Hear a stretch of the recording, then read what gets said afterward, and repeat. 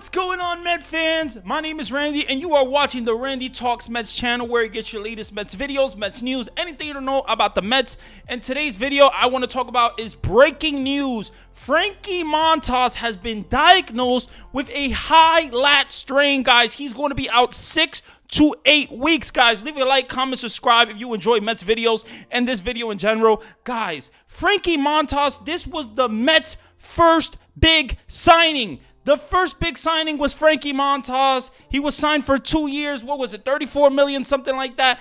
When it comes to Frankie Montas, he was supposed to be a big addition to the New York Mets. And now he's going to be on the shelf.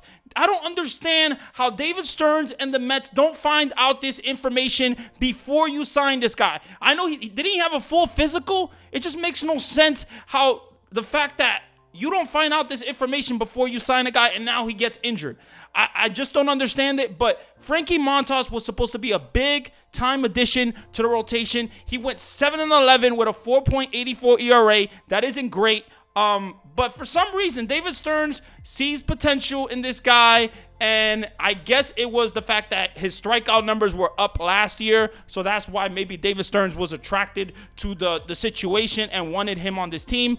This was the first big signing, so this said something for David Stearns. This really said something because this was your big first signing. So why would you sign this guy if you didn't want him to be on this team? So the Mets signed this guy, and now he's injured. So it's an unfortunate thing that happened, but he's possibly going to be out. Maybe I don't know if I want to put a timetable on this, but he's going to be out 6 to 8 weeks, and then he's going to need like a rehab assignment. So this is not going to be good for the Mets and Frankie Montas at all, because they were depending on this guy, especially the fact that you got Kodai Senga, and if you get a healthy Kodai Senga, he's mostly going to want a 6-man rotation. You know how the Mets do it with the 6-man rotation in Kodai Senga. So the fact that one of their starters is going to be out now is not great. It's not great at all, and it really does suck. And then you got other guys. You got options. You know, you have some other options. You got Tyler McGill. You got Griffin Canning. Jose Butto is not what's it called? He's not an option. He's not an option. Carlos Mendoza said he's not an option to be a starter, so they really see Griffin Canning or Tyler McGill or maybe a Paul Blackburn as an option, but they do not see Jose Butto as an option.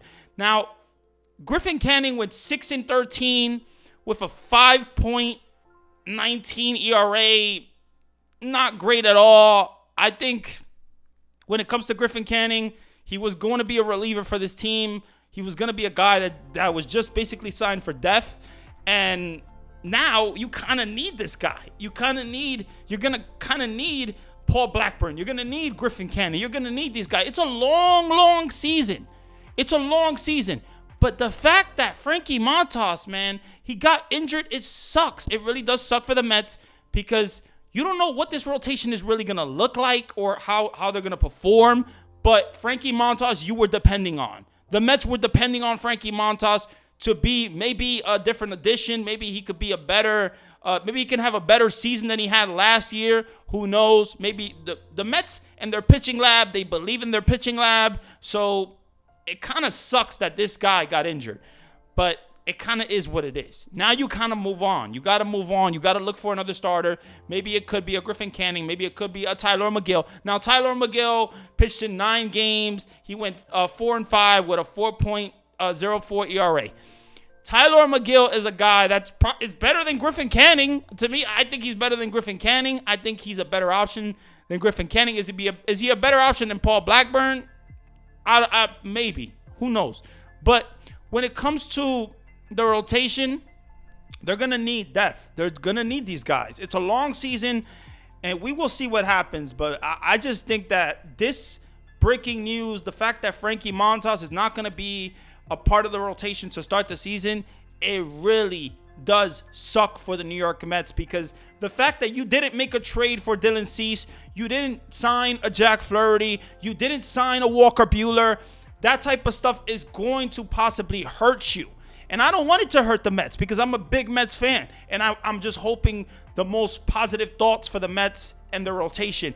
But this does not look good. Let me know what you guys think about this situation. What do you guys think about Frankie Montas? What do you guys think about Griffin Canning? How do you feel about Tyler McGill, potentially being the starter again? How do you feel about that?